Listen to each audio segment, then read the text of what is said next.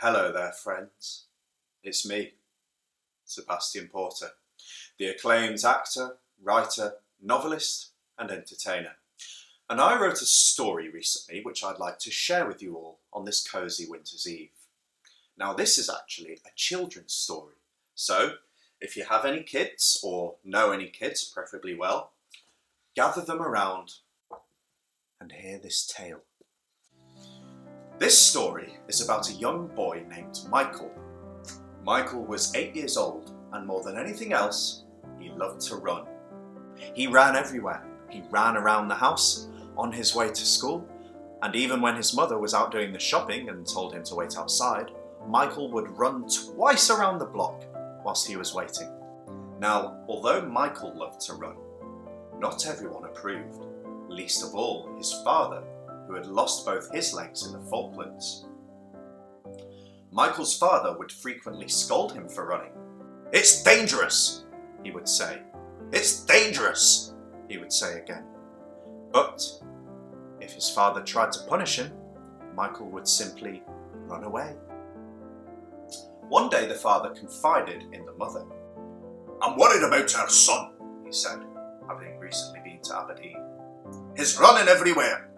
He's going to get himself into trouble." "Oh, don't be so harsh on him," Mother retorted, who hadn't been to Aberdeen recently but spent a lot of time around Father. "He's just a wee lad growing into his body and having fun. Let him alone." Okay, said Father, back to his usual self. "I'll lay off him, but please just have a word with him, will you?" "Okay," replied Mother. "I will." So, one day, when Michael returned from school completely out of breath because he had ran the whole way back, Mother sat him down and talked to him.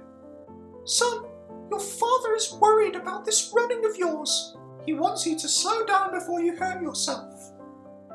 "Screw him, the legless prick," Michael retorted sensitively. "He's just jealous because I can run and he can't." "Now, Michael, that isn't fair," bleated Mother. "He may be legless, but he isn't a prick, and I hope you're not implying that those two qualities are codependent on one another."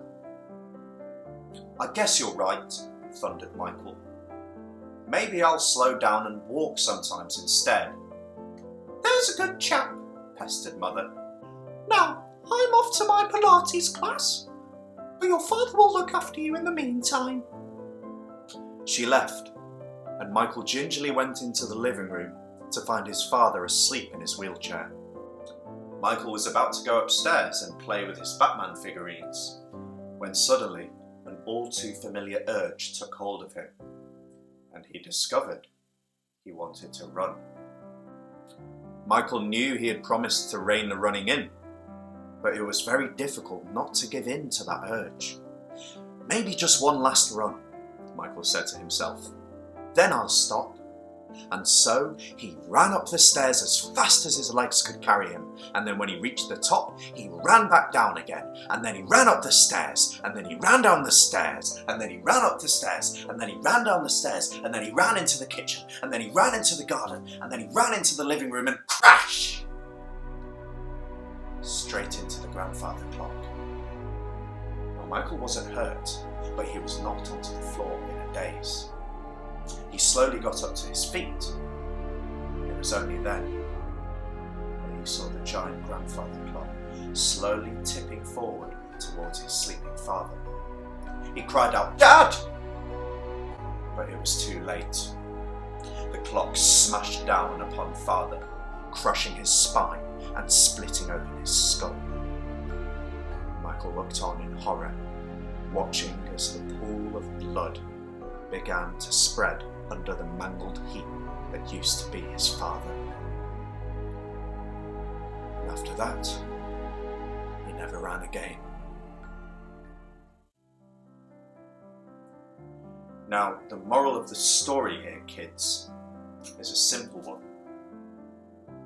Stop fucking running everywhere. You get in people's way, you knock things over, and if you're not careful, you might kill your dad.